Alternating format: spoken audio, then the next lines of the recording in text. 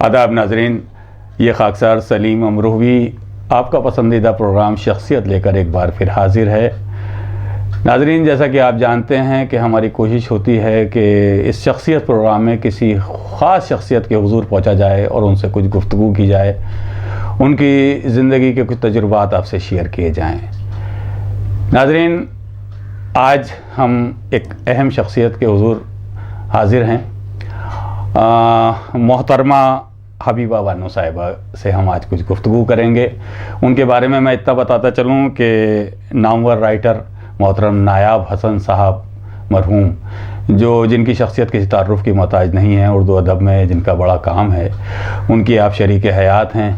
और आपकी जो ज़िंदगी का सफ़र आपने जो तय किया है, हम ये चाहते हैं कि वो आपकी ज़िंदगी के गुजारे हुए लम्हात हम उनसे कुछ बातें करें और आपसे वो शेयर किए जाएं, क्योंकि उन्होंने उस दौर में सफ़र किया है कि जो हमारे आने वाली नस्लें और ये जो नस्ल आजकल हमारे सामने जवान हो रही है, नौजवान हो, उनके सामने उनके तजुर्बात आएँ कि उन्होंने किस दौर में सफ़र किया और क्या किन किन हालात से गुजरी और उनके क्या क्या काम हैं। तो मोहतरमा हबीबा बानो साहिबा हमारे साथ हैं। हम बाजी आपका अपने इस प्रोग्राम शख्सियत में इस्तकबाल करते हैं, आपका खैर मकदम करते हैं। बाजी, जैसा मैंने अभी अपने देखने वाले दोस्तों से और भाइयों से, बहनों से जिक्र किया है आपके बारे में, तो मैं चाहता हूं कि मैं कम बोलूं, आपसे ज़रा सा कुछ बातें बस इशारतन आपसे कहूँगा कि आपका जैसे अमरोहा से ताल्लुक़ है और मोहल्ला, जैसा कि मुझे मालूम है, मोहल्ला गुजरी से आपका बुनियादी तौर पर आपका ताल्लुक़ है, क्योंकि गुजरी में तो आपकी ससुराल हुई है ना।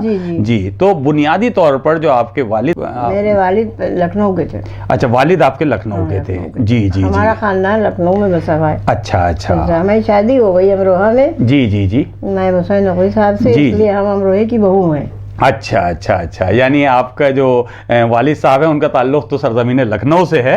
और आपकी आप वहाँ शादी होकर अमरोहा आई, अमरोहा की बहू हैं गालिबन। मोहल्ला गुजरी में नायाब हसन साहब से आपकी शादी हुई है और जाहिर सी बात है उनकी शख्सियत से मैंने जैसा कि जिक्र किया। तो आप ये बताइए कि लखनऊ में, यानी आपकी इब्तदाई तालीम लखनऊ में हुई है, तो लखनऊ के जो हालात और लखनऊ के जो वहाँ के मैं ख़ास तौर से अपने बिरादरी के हवाले से जिक्र करना चाहूँगा। तो आपने जो इब्तदाई तालीम हासिल की, तो उस दौर में क्या हालात थे और आपको इजाज़त दे दी गई वालिदैन ने पढ़ने की?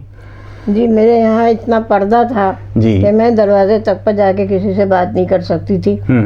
तो बहुत पर्दे में हमारी वालदा के पास में खड़ी हो जाती थी, हम किसी से बात करते थे। अच्छा। और बात भी यूँ करना पड़ती थी किसी से कि मैंने चूँकि कैलीग्राफी का काम सीख लिया था, तो कभी कभी मुझे कुछ काम आ जाता था करने के लिए, तो उसके सिलसिले में कोई आता था अगर काम देने के लिए, तो यूँ वालदा मेरी खड़ी हो जाती थी। अच्छा, मेरा बचपन से मुझे शौक़ रहा पढ़ने का। अच्छा। तो मैं ये करती थी कि एक बयाज से दूसरी बयाज में, तीसरी बयाज में नोहे उतारती रहती थी, नोहे पढ़ती थी।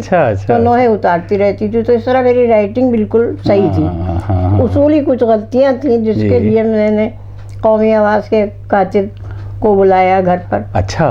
हाँ, तो और भी लड़कियां और लड़के थे जो मेरे साथ शरीक रहे। अच्छा। मगर वो सब पाकिस्तान चले गए और मैं अकेली रह गई। अच्छा। और मैंने उन बुजुर्ग थे, वो 92 साल के थे, उनके हाथ में राशा भी था। उन्होंने मुझे उसूली गलतियाँ जो थी किताबत की वो सिखा दी कि तुम्हारा ख़त तो बिल्कुल ठीक है, बस तुम उसूली गलतियाँ ठीक कर लो तो तुम काम करने के लायक हो जाओगी। तो मुझे उस वक्त तक ये भी तजुर्बा नहीं था कि अपना ख़त अच्छा हो जाए तो क्या हम उसमें कुछ कमा भी सकते हैं। अच्छा, नहीं मालूम था मुझे। अच्छा, सिर्फ शौक में करती रही मैं। वो उन्होंने सिखा दिया। फिर एक दिन कहने लगे उस्ताद हमारे कि बिटिया कुछ काम कर लिया करो। मैंने कहा कैसा काम? कहने लगे हम ला के देंगे तुम्हें काम। अच्छा। तो वो कौमी आवाज़ के जो खबरें होती थी कुछ, उनकी कटिंग ला के दे देते थे हमें। अच्छा अच्छा। कहने रिकॉर्डिंग होती थी इसके टीवी प्रोग्राम की। जी जी जी। कि ये तुम लिख दिया करो, तो ये तुम लिख दोगी, इतना मेरे यहाँ से इतना कालम मेरे यहाँ से कम हो जाएगा। अच्छा। मुझे जो मिलता है काम उसमें से कम हो जाएगा वो। जी जी। तो तुमको आ भी जाएगा, कुछ छप भी जाएगा तुम्हारा कौमी आवाज़ में, और मेरे पास काम कम हो जाएगा। यूँ मेरा अच्छा, इसमें आवाज हुआ किताब। क्या बात है कि देखिए कितना उम्दा आपने बात बताई। फन नाज़रीन, मैं बताता चलूँ आपको, देखिए ये दौर ऐसा है कि इसमें कंप्यूटर का ज़माना है और ये उससे पहले टाइप राइटर पे टाइपिस्ट होने लगा, लेकिन इससे पहले ये फन खत्ताती का बड़ी अहमियत और आज भी है उसके हाथ। अभी स्कूल जाबाजा खुले हैं, उर्दू एकेडमी में स्कूल है इसका, गालिब एकेडमी में जी जी, अब तो है जी जी जी खुले में स्कूल जो सिखाते हैं। जी जी, लेकिन आपने सिर्फ शौक की हद तक आपने उसको सीखा और फिर पता लगा, और बड़े अखबार उस जमाने में कौमी आवाज़ की तो बड़ी धूम मची हुई थी, तो आपने फिर उसके लिए काम किया घर में बैठकर ही कि जो लाए कॉलम लिख दिया और अपने खूबसूरत खत में आपने उसको मज़ामीन जो भी हैं वो आपने उसे तहरीर कर दी है। कितना उम्दा आपने ये शौक के जरिए इस फन को सीखा है। उसके अलावा जो आपने तालीमी सिलसिला, तालीमी दौर मेरा हुआ, मेरी वालदा ने मुझे इस्माइल मिलिट्री की जी किताबें उर्दू की पढ़ा दी थी, 1 से 5वीं तक। जी जी, बस ये मेरे घर की तालीम थी, मैंने स्कूल में कभी कदम नहीं रखा। घर में कभी पढ़ लिया तो उन्हीं से वालदा से पढ़ लिया। अच्छा, यहाँ तक रहा मेरा दौरा। अच्छा अच्छा। और शादी के बाद मैंने नैब हुसैन नकवी को चूंकि शौक था, वो भी अदबी लाइन के आदमी थे, तो उन्होंने मुझे शौक दिलाया कि तुम और कुछ आगे पढ़ो। मैंने कहा कैसे पढ़ सकती हूँ, मैं घर स्कूल में कभी गई नहीं, मैं कैसे स्कूल जाऊँ, कैसे क्या करूँ। कहले नहीं तुम प्राइवेट इम्तिहान दो। तो मैंने अदीब माहिर, अदीब कामिल, अच्छा अच्छा, ये मैंने इम्तिहान अलीगढ़ के इम्तिहान जी जी जी, जामिया उर्दू अलीगढ़ के ये मैंने प्राइवेट दिए। अच्छा, उसके बाद अदीब कामिल किया। जी जी, अदीब कामिल के बाद लखनऊ यूनिवर्सिटी ने ये ऐलान किया कि जो अदीब कामिल किए हुए है और अलीगढ़ से प्री यूनिवर्सिटी पास किए हुए हैं, तो उसको हम एमए के मसावी, बीए के मसावी, जी बीए के मसावी मान लेते हैं, तो तुम वहाँ से कर सकती हो। फिर मैंने एमए में एडमिशन लिया और हमारे एक भाई यूनिवर्सिटी में थे, वो हमारी हाजिरियाँ भर देते थे। अच्छा अच्छा। तो रहे कि मैंने दिल्ली में यूँ एमए किया। एमए के बाद फिर ये शौक दिलाया मुझे लोगों ने कि जब एमए कर ही लिया है तो पीएचडी भी कर लो। खैर मैंने पीएचडी को नज़रअंदाज करते हुए हमारे एक बुजुर्ग जिनके घर में जिन्होंने मुझे बुलाया था, मेरे शौहर को बुलाया था, मुझे क्यों बुलाया था, मेरे शौहर को बुलाया था कुछ अदबी काम के सिलसिले में, तो वो यहाँ थे। अच्छा अच्छा। तो उन्होंने मेरा एडमिशन बीएड में करा दिया। कर्नल बशीर हुसैन जैदी उनका नाम था। जी जी, अरे वही कर्नल बशीर हुसैन जैदी साहब की शख्सियत को कौन नहीं जानता। जी जी। तो उन्होंने कहा कि तुम बीएड कर लो पहले, तो तुमको नौकरी भी मिल जाएगी। जी जी, नौकरी भी करना और अपना काम भी घर पर कर लेना। तो उनकी हुक्म मानना जरूरी था, मेरे मोहसिन थे। अरे वही वो तो मैंने उनका हुक्म मानते बीएड में एडमिशन ले लिया। फिर उन्होंने मुझसे आगे पूछते रहते थे कि भाई कैसा काम चल रहा है बीएड का। मैंने कहा जैदी साहब काम तो बहुत होता है बीएड में और मुझे इतना वक्त नहीं मिल पाता है, अपने घर की जरूरतों से कोई मेरा मददगार नहीं है। जी जी, बाहर घर का सब काम मुझे करना पड़ता है। जी जी। तो कहने लगे फिर हमने कभी क्या करें बताइए, हम छोड़ दें, क्योंकि हम जब तक हम किताबत नहीं करेंगे हमारे घर का निजाम नहीं चल सकता। जी जी जी, छोड़ दो। जब वो छोड़ दिया बीएड मैंने, अफसोस भी हुआ उस वक्त, 1 साल का था बीएड, अब 2 साल का हो गया। जी जी जी जी। तो छोड़ दिया मैंने। फिर उन्होंने दिल में ही आई कि पीएचडी किया जाए। जब एमए कर ही लिया हमने तो पीएचडी करें जी। तो हमारे एक और बुजुर्ग थे, वो भी राइटर है, सब दुनिया जानती है उनको, मालिक राम साहब। अरे मालिक राम साहब की शख्सियत उर्दू अदब का बहुत बड़ा नाम। जी जी जी जी। वो कहने लगे तुम करोगी तो ठीक है लखनऊ। अच्छा, यहाँ उन्होंने चाहा कि हम जामिया मिल्लिया से कर ले जी। तो जामिया मिल्लिया में उन्होंने जो मौजू बताया इस पर करो, तो यहाँ जामिया मिल्लिया में कुछ लोग हमारे मुखालिफ काट करने वाले थे। अच्छा अच्छा अच्छा। तो उन्होंने यहाँ नहीं होने दिया। मेरा ख्याल ये था कि मैं यहीं रह के करूँगी जी जी जी, और मुझे स्कॉलरशिप भी मिल जाएगा। जी जी जी जी। मगर बहरहाल यहाँ नहीं कर सकी। फिर वो हुआ कि लखनऊ यूनिवर्सिटी से करूँ। अच्छा अच्छा अच्छा। तो फिर लखनऊ यूनिवर्सिटी में मेरे सुपरवाइजर थे शबीउल हसन नौनरवी साहब। अरे साहब वो भी बड़ी शख्सियत, देखिए वो मेरे सुपरवाइजर थे और मैं हर 3 महीने पर जाके उनको जो कुछ तैयार करती थी, मकाला देती थी। जी जी। अब मौजू मेरा क्या था मैं बताऊं आपको, मैं वही कहना कि वो मौजू मेरा ये था हकीम आगा जान ऐश के दीवान की तरतीब व तदमीन। ओह, जिनका कलाम गालिब के दौर के थे ये। जी जी और जी। अभी तक मंजर आम पर नहीं आया नहीं। जी जी। तो मुझे इंडिया ऑफिस लाइब्रेरी से एक नुस्खा मिला जी, जो जिसमें सिर्फ उनके कसीदे और वो थी रुबाइयात जी जी जी, ये सब थी जी जी। खैर वो मैंने फिर और नुस्खे फराहम करने में मेरी मदद उन्होंने की, मालिक राम साहब ने, जो अदबी दुनिया के आदमी। अरे भाई मालिक राम साहब तो जी जी जी जी। तो उन्होंने मुझको बहुत से नुस्खे फराहम करके दिए। तो वो इस तरह से आपकी पीएचडी का सफर में आसानी हो गई, जाहिर सी बात है। वो तो इतना कराची से, बनारस से, और जहाँ से भी आप हासिल कर सकती नहीं उनका। जब वो सब मेरे पास इकट्ठा हुए तब मैंने मुतालिया किया सबका, और मैं देखती रही, गौर करती रही। तो मैंने देखा कि और जो मेरे पास ज़ख़ीरा आया है उसमें रुबाइयाँ भी हैं, कसीदे भी हैं, और हर एक पहेलियाँ भी हैं, और बहुत कुछ है उसमें, जितना भी फ़न शायरी से ताल्लुक़ रखती हैं चीज़ें सभी थी जी। अच्छा। तो मैंने उनसे मालिक राम साहब से कहा कि ये तो जब शुरू से गज़ल से शुरू हो रहा है तो इसके मानिए ये दूसरा दीवाने दो में। कहने लगे कि यहाँ ये बात तो तुमने बड़ी अच्छी तहकीक की। तो कहने लगे भी क्या किया जाए। मैंने कहा अब हम दीवान का नाम बदल के कुल्लियात किए देते। कुल्लियात चाहिए उसमें सब दो हो गए जी जी जी, दो हो गए। तो कुल्लियात दो हो गए जी जी। तो अब कुल्लियात किए देते हैं ऐसे। कहने लगे ठीक है कुल्लियात नाम रख दो इसका। कुल्लियात में 2 दीवान से मैंने पीएचडी की, उनको गज़लें और वही तो जी जी जी जी जी जी जी ऐसी जो कलाम। फिर उसके बाद यही मेरा काम जो था, जब मैंने पीएचडी कर ली मुझे डिग्री मिल गई जी। डिग्री भी मेरे पास में जी जी जी जी जी बिल्कुल। तो फिर ये हुआ मालिक राम साहब के वसीले से। मैं भी, मुझे भी जानते थे उर्दू बोर्ड वाले, क्योंकि उर्दू बोर्ड से मैं वाबस्ता रही किताबत के सिलसिले में। अच्छा अच्छा। तो उन्होंने वहाँ एक फहमीदा बेगम थी जी, डायरेक्टर वहाँ की, वो मुझे जानती थी। मैंने गालिब अकेडमी में कुछ दिन लड़कों को सिखाया था किताबत जी जी। तो वो आई थी और तो उनसे तारुफ मेरा बाकायदा भी था, और फिर मैं वहाँ भी जाती रहती थी तरक्की उर्दू बोर्ड जी जी। तो फिर मालिक राम साहब ने उनसे तारुफ तो था ही, उन्होंने कहा मैं चाहता हूँ कि इनका ये थीसिस छप जाए जी जी। थोड़ी देर तो उन्होंने जज्बीज हुई।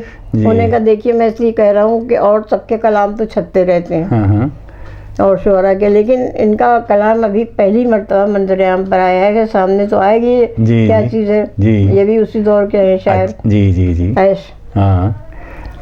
तो खैर हकीम थे वो, हकीम आगा जान ऐशी जी।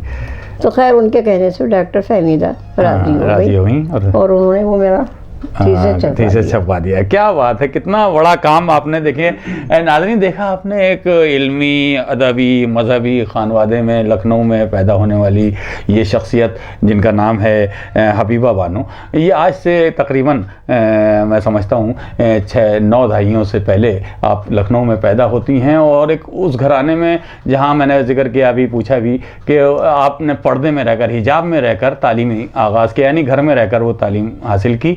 और उसके बाद देखिए आपके लखनऊ से फिर आपकी शादी होती है अमरोहा, ये भी एक बड़ा एक इल्मी अदबी एक शहर।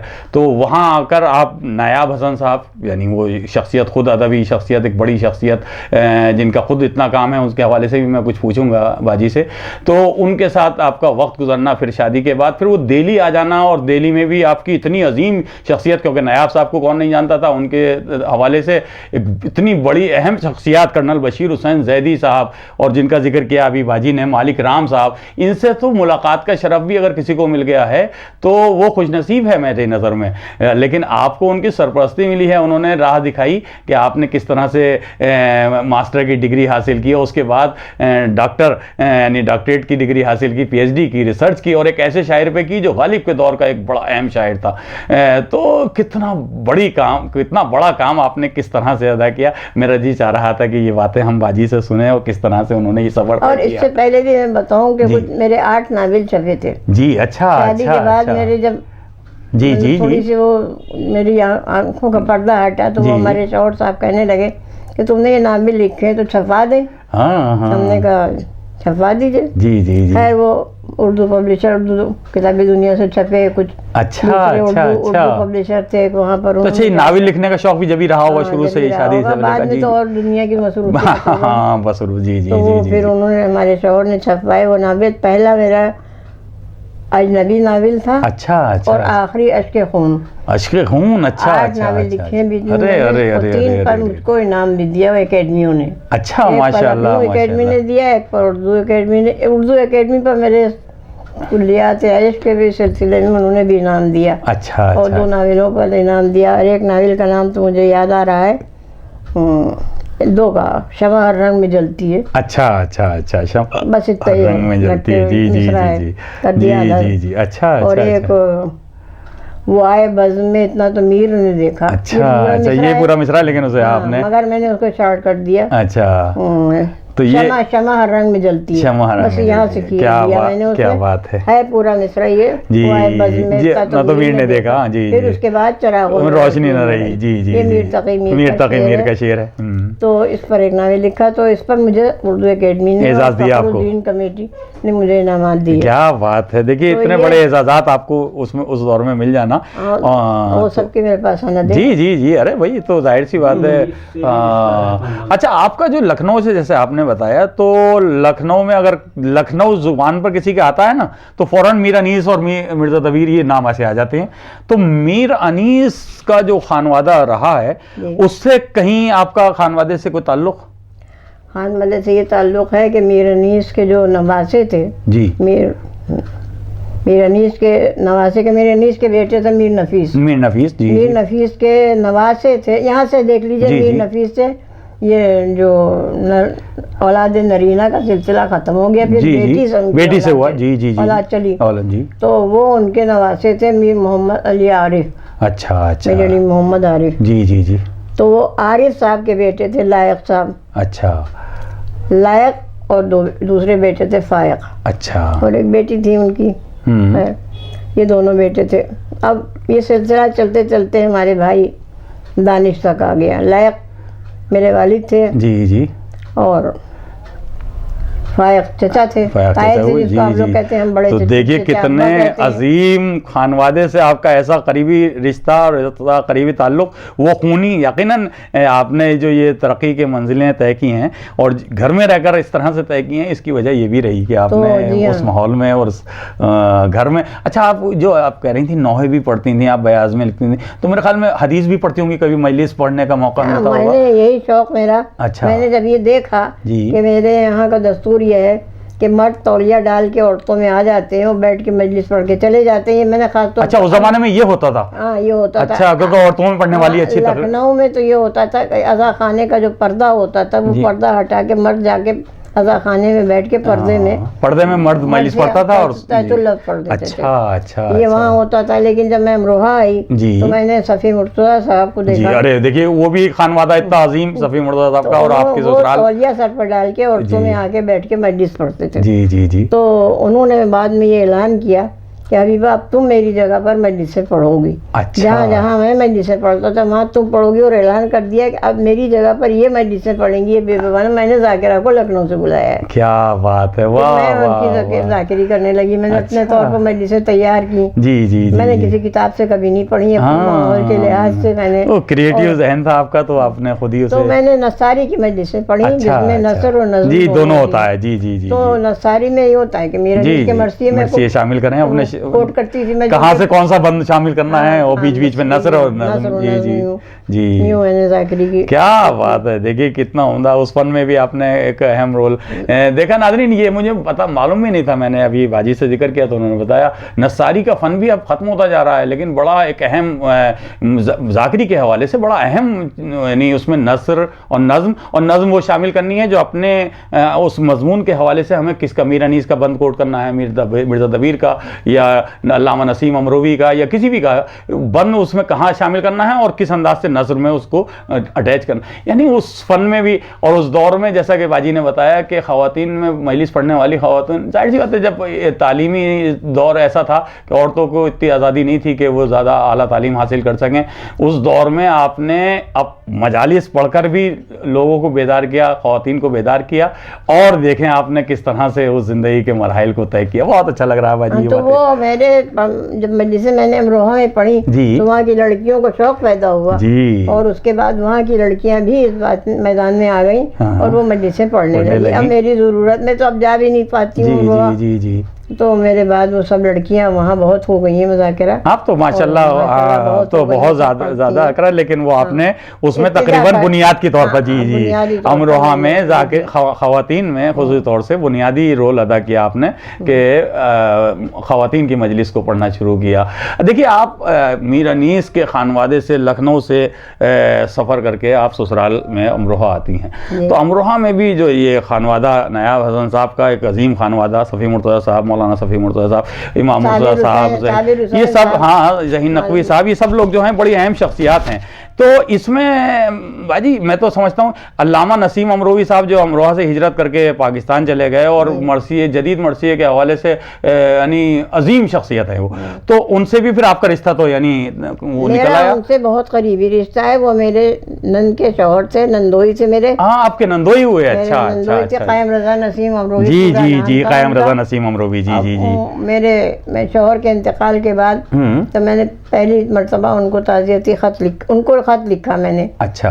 तो उन्होंने मुझे जवाब दिया इसका कि अरे भाई वो तो हमारे भाई था, ये था वो था, तुम्हारे खत से मेरे इश्कों से तुम्हारा खत तर हो गया है कि मुझसे पढ़ा नहीं जा रहा है तुम्हारा खत। उसके बाद से उनसे मेरा सिलसिला खत किताबत का जारी हो गया, रहा। अच्छा अच्छा। और उसके बाद वो एक मरतबा तशरीफ़ लाए लखनऊ, दिल्ली तशरीफ़ लाए जी, और रहे मेरे पास, क़याम रहा उनका 8-10 रोज़ जी। और वो ये कह के गए थे कि अब मैं, ये मेरा रिहर्सल था, अब मैं आऊँगा तो ज़्यादा दिन के लिए आऊँगा। इसी में दौरान में अमरोहा भी गए, वो एक मरतबा शायद जी जी जी अमरोहा आए थे। जी जी जी, मजालिस उन्होंने पढ़ी। तो खैर उनके, अच्छा उनके औलाद में बेटे हैं कनाडा में, वसीम भाई हैं, वो आपके में सबसे छोटे उनके बेटे हैं। जी जी जी, वसीम रिजवी। जी जी, उनसे मेरे अक्सर फोन पर बात हो जाती है। अच्छा अच्छा, अच्छा। वो भी ख्वाहिश करते थे कि मामू की चीजें मुझे दीजिए जी जी, ताकि मैं यहाँ कुछ उस पर काम करा सकूँ, कर सकूँ।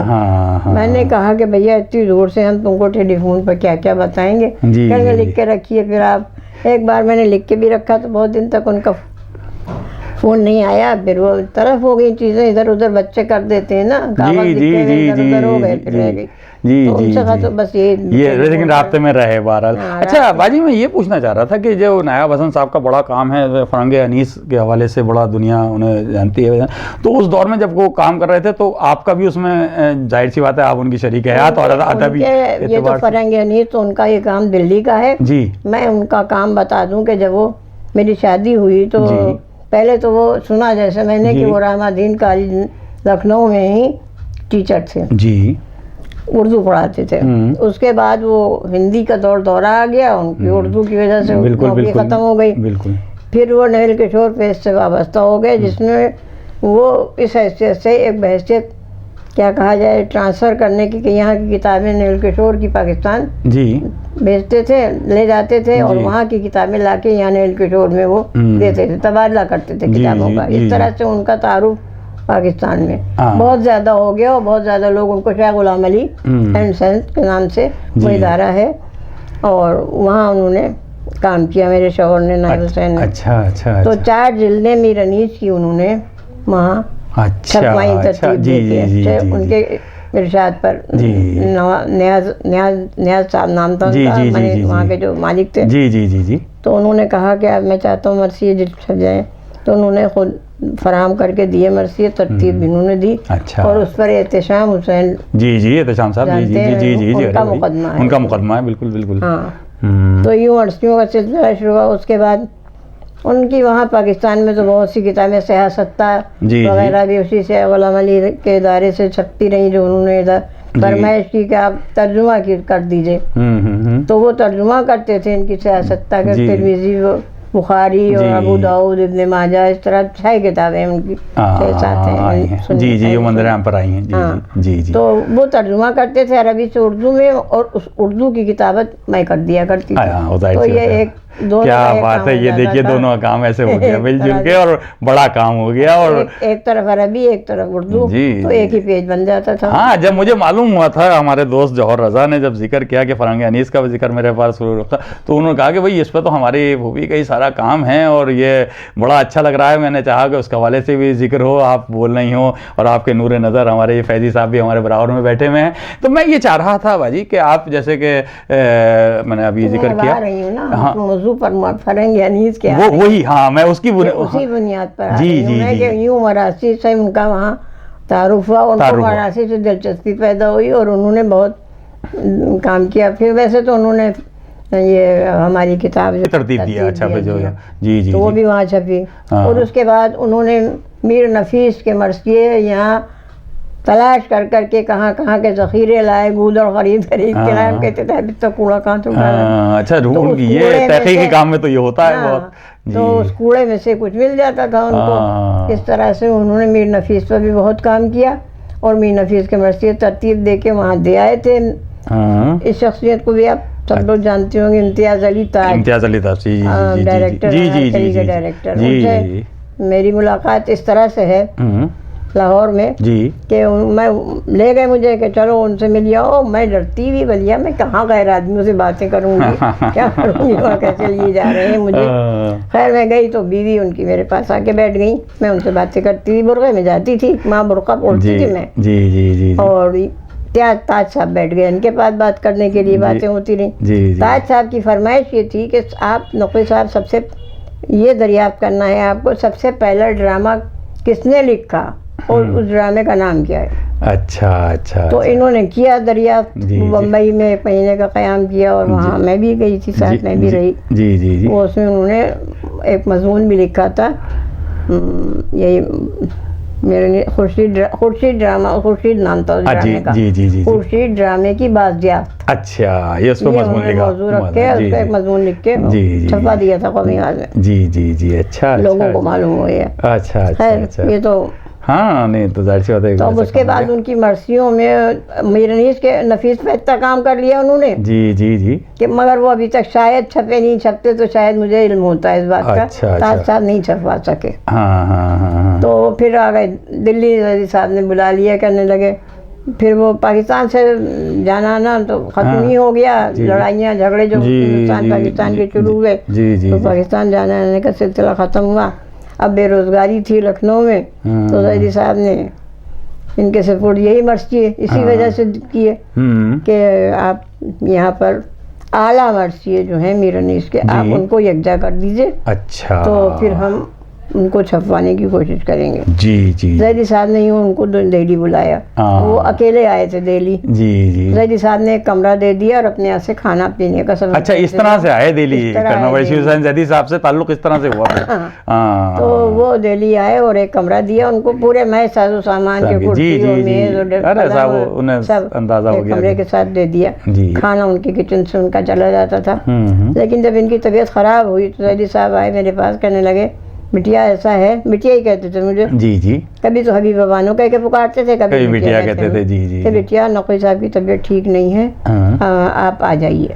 अच्छा। यहाँ उनको देखने के लिए कोई नहीं होता, रात को वो अकेले सोते हैं। जी। तो आप आ जाइए। यूँ मेरे गाने। अच्छा, यूँ आप दिल्ली फिर। अच्छा। लेकिन वो खैरी मरासी का काम भी फुर्सत के वक्त क्या तबीयत ठीक होती थी जब बैठते थे करने के लिए। उन्होंने आला मरासी जो तरतीब दी है वो फिर डॉक्टर आबिद हुसैन साहब का भी उसमें बहुत कुछ डॉक्टर है। उनका काम भी ये है कि वो उन्होंने भी तारुफ करा के उर्दू बोर्ड से कहा कि मैं वहाँ से छपवाऊँगा। अच्छा। तो वो मरसिए इन्होंने तरतीब दी है, आला किस्म के 2 जिल्दों में छपे हुए, वो भी मेरे पास कहीं हैं, दोनों जिल्दें पड़ी हुई हैं कहीं। जी। अच्छा। तो वो उन्होंने डॉक्टर आबिद हुसैन साहब ने कहा मैं उर्दू बोर्ड से छपवाऊँगा। खैर वहाँ छपवाया तो उसमें एक ये बात हुई जो ज़्यादती की हुई हमारे शोहर के लिए, जिसकी तकलीफ़ खुद उनको भी थी और मुझे भी हुई कि काम इनका था सारा नाम से बेगम सालिहा के छपा। सालिहा आबिद हुसैन की बहन, उनका भी कौन नहीं जानता। हाँ, सब जानते हैं, वही बड़ी फैमिली थी। उनका भी थोड़ा बहुत ताल्लुक़ अमरोहे से है। जी। तो खैर वो बहरहाल तो उन्हें जाहिर सी बात है उन्हें अफसोस होता ही कि इतना मेहनत की मैंने, इतना काम है उनके मुकदमे में उन्होंने जिक्र कर दिया है इसका। जिक्र किया है उन्होंने। अच्छा। हाँ। छपे ये दोनों जिल्दें छपी। अब उसके बाद ये जुस्तजू हुई कि अब ये देखा जाए कि अच्छा हमारे एक और अजीज़ हैं, उन्होंने रुबाइयात सलाम मीर अनीस को सलाम तलाश की है, अच्छा तलाश करके सलाम का मजमुआ बनवाया, मजमुआ छपवाया वहाँ। और फिर उसके बाद रुबाइयात तो शायद मर्सियों के ज़ैल में आती हैं। जी। तो यूँ तब उनका मुतालिया बहुत हो गया, तब उनके दिल में ये ख्याल, वो किताबें उर्दू बोर्ड से छप गई जी। और फिर उनके दिल में ख्याल आया कि ये क्यों ना मैं मरासी पर इस तरह से मैं फ़रहंग तैयार करूं। अच्छा। वो फ़रहंग का ख्याल मेरा जहाँ तक ख्याल है, मैंने कभी उनसे सिलसिले में बात नहीं की जी। जो सालिहा अबी हुसैन ने जो फ़रहंग ये दोनों जिल्दें छपी उनके नाम से, तो उसमें उन्होंने इन दोनों जिल्दों में फ़रहंग दे दिया आखिर में, मीर अनीस के मर्सियों की फ़रहंग दे दी जी। अब उस फ़रहंग के ख्याल से शायद इनको ये ख्याल आया कि हम तैयार करें एक फ़रहंग। अब वो फ़रहंग जो इन्होंने तैयार की वो तो इतनी ज़ख़ीम हो गई, तो जाहिर सी बात है कि वो तो थोड़ी सी चंद सफ़ों में आ गई उनके मरासी के, वो तो ये इतनी ज़ख़ीम के वही ये इतनी ज़ख़ीम 2 जिल्दों में छपवाना पड़ी जी। तो एक जिल्द 500 सफ़े की थी और पहली जिल्द, और उस ज़माने में जाहिर सी बात है 500 सफ़ात की पहली जिल्द और फिर दूसरी जिल्द, तो जाहिर सी बात है उसका तो धूम मच गई थी। मैटर बच गया, मैटर इतना ज़्यादा था जो उन्होंने सरकार से इमदाद ली छपवाने के लिए, वो कम थी और कम थी ज़्यादा जी। तो यूँ वो बच गए। तो फिर उनको किसी ने अजीज़ ने मशवरा दिया कि आप ये बेकार क्यों जाए आपकी मेहनत, जिल्द दोम के नाम से आप उसको छपवा दीजिए जी। खैर अब वो जिल्द छप गई। उस जिल्द में उन्होंने ये किया कि दास्तान अमीर हमजा से मीर अनीस ने जो हथियार इस्तेमाल किए अपने मर्सियों में, वो उन्होंने दास्तान अमीर हमजा से लेके उसके फ़ोटो करा के उन्होंने उसका अक्स जिल्द में छापा है, उसमें दे दिया है पहली जिल्द में जी। तो ये होता है कि उसमें नंबर भी दे दिए। मीर अनीस ने एक लफ्ज़ को कई मानों में इस्तेमाल किया है, ये उनकी खूबी थी जी। और इन्होंने उसकी वजाहत की जांचा, तो उन्होंने उसके हवाले से वो फिर वो कोट कर देते थे वो शेर भी जिसमें ये जी जो लफ्ज़ देखा कि वहाँ पर इस मानों में इस्तेमाल हुआ है और यहाँ इन मानों में, तो वो तो बड़ा काम हुआ ना उसको पूरी तरह से जी। तो उन्होंने वो ये करते रहे, पहली जो छपवा ली इमदाद से गवर्नमेंट के, और उसके बाद वो दूसरी नहीं छप सकी, बच गया।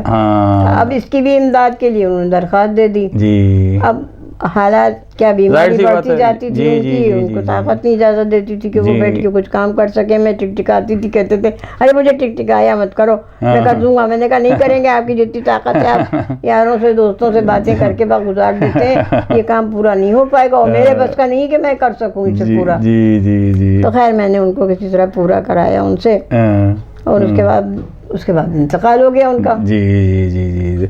अब वो मेरे पास सारा मैटर जमा, अब क्या हो उन्होंने इमदाद भी ले ली थी, मिल भी गई थी और पूरा मैटर भी मौजूद, इमदाद वहाँ से पूरी नहीं मिलती है, वहाँ से वो लोग आधी बहुत कम करके देते हैं जी। बाद में जब किताब आपके मुआहदे के मुताबिक वहाँ दाखिल कर दीजिएगा तब वो बाकी पैसा देते हैं। चुनांचे हमारे एक अजीज़ हैं तक़ी हादी साहब के बेटे इमाम हादी साहब, तक़ी हादी साहब के बेटे जी। तो वो वहाँ सेक्रेटरिएट में थे, और एक वो थे, उनका क्या नाम था पूरा, काजिम भाई काजिम, नाजिम के वालिद वो थे वहाँ पर। हाँ वो थे, इन दोनों ने ज़मानत की थी। अच्छा उसकी इनकी गारंटी ली थी कि ये छपवा के दाखिल करेंगे, मगर मौत से कौन लड़ सकता है जी। मर गए। अब ये हुआ कि कुछ अरसा गुजरने के बाद मेरे पास नोटिस आना शुरू हो गए कि किताब मुताबिक मुआहदे के मुताबिक नहीं छाप के दाखिल की गई, तो या तो हमें पैसा वापस करें, नहीं किताब छाप के दाखिल करें जी। तो मैंने जवाब दे दिया कि जिसने पैसा लिया था की बात थी,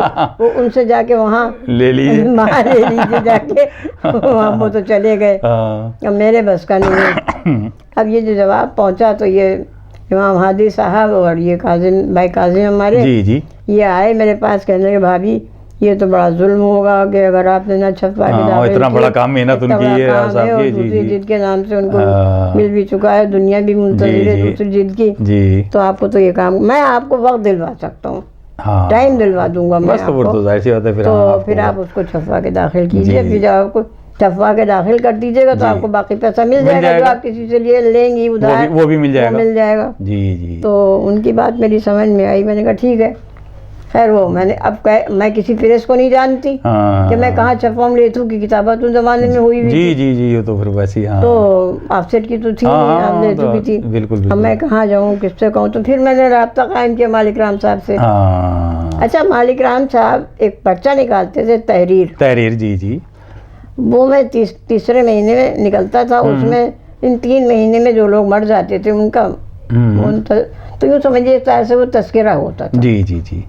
वो मैं लिखती थी 3 महीने पर, मैटर मुझको दे देते थे। बाकी उनकी एक आध किताब मेरे हाथ में रहती थी, जो मैं तस्नीफ करते थे वो मैं किताबत करती थी। ये 2 काम मेरे हाथ में थे। वो तो कमाता था हाथ में, क्योंकि जब कोई मरा उसका मैटर मेरे हाथ में आया, लेकिन उनके उसमें तहरीर में वो कॉलम वो आपका लिखना आपका होता था। मुस्तकिल किताबत का काम उनका मेरे पास रहता था। जी जी।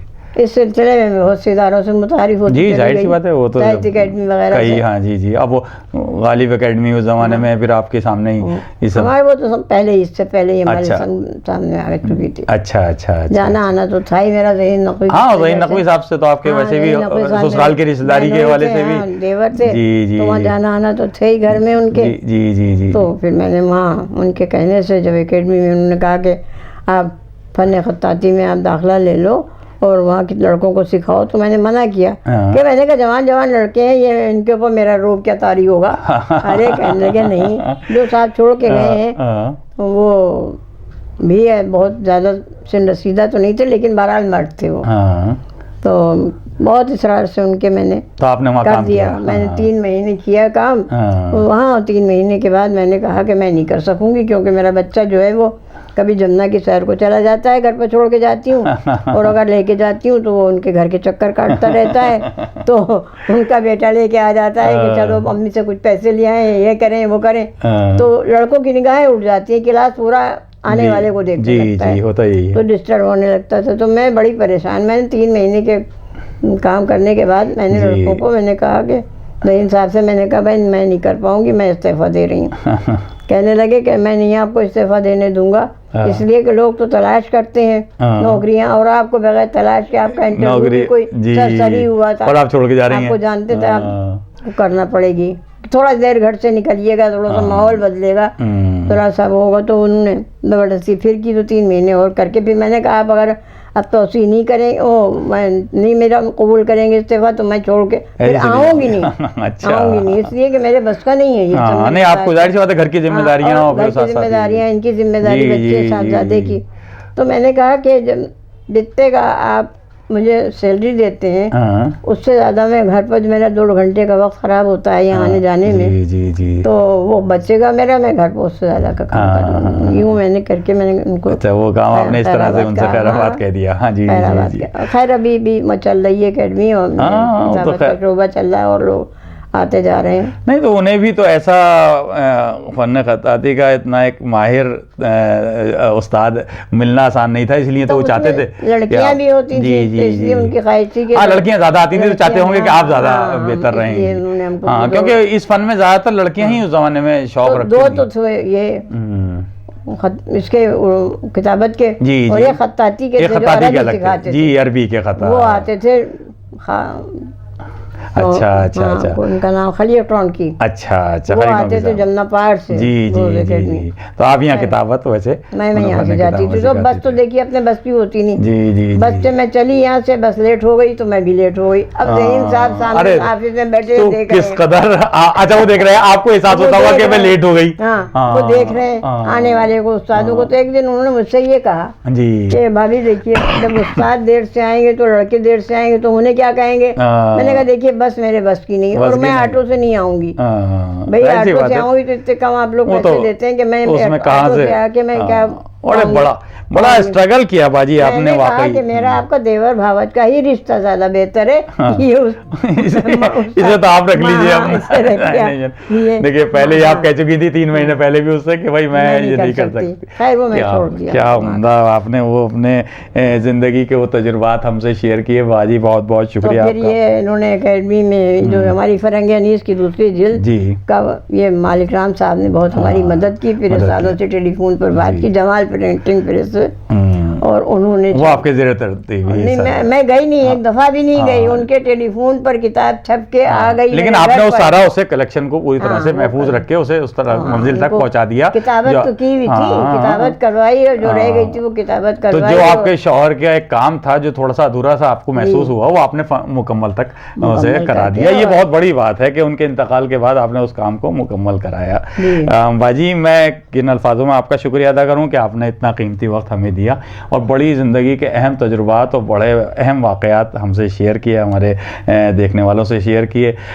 हम उसके लिए मगर एक बात बता दूं मैं, ज़रूरी है जी, मैं चाहता था कि पहली जिल्द में जो उन्होंने हथियार के हवाले दिए वो आपको दूसरी जिल्द में नहीं मिलेंगे। अच्छा, इसलिए कि वो सब तो उस जिल्द में चले गए, ख्याल भी नहीं था अच्छा कि हमको रखना चाहिए, दूसरी जिल्द में लगाना चाहिए। वो जिसके पास दोनों जिल्दें होंगी वो अपने इस मर्सिये से उस लफ्ज़ के माने उसमें देख सकता है पहली जिल्द में। अब पहली जिल्द दस्तयाब नहीं मिलेगी तो लाइब्रेरीज में है, बस वैसा नहीं है कहीं दस्तयाब नहीं। मेरे पास भी एक जिल्द पढ़ी हुई है, दूसरी वो भी, पहली वो भी मेरे पास। तो ये आपने जो अपने हमारे पढ़ने वाले क़ारीन को ये बता दिया कि भाई अगर उसके लिए पहली जिल्द तलाश करें लाइब्रेरी में जाके तो वो आपको मिल जाएगा।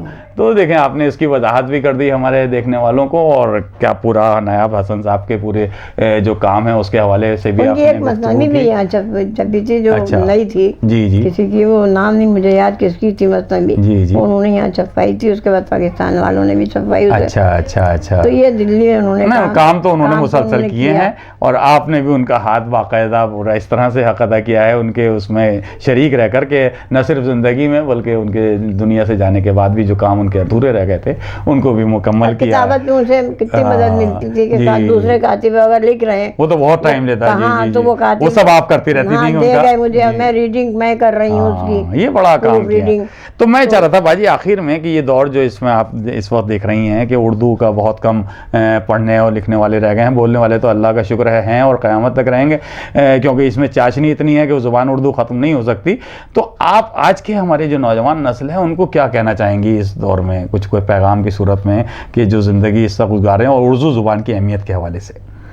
अब बताइए, इसका तो शौक़ कोई दिला नहीं सकता कि बच्चों को, खुद ही माँ बाप तो चाहते हैं कि हमारे बच्चे उर्दू जाने। अब तो ये हालत हो गई है कि नौहे भी लड़कियां लेके खड़ी होती हैं पढ़ने के लिए, तो हिंदी में जी, और जो हिंदी नहीं जानती वो इंग्लिश में लिख के रोमन में लिख लेती हैं। तो सारी लड़कियां तो नहीं सारी जबान जानती। तो ये होता है कि पढ़ने वाला जो साहिब बयाज होता है वो एक मरतबा कह लेता है, जब दोबारा दोहराते हैं दूसरे लोग।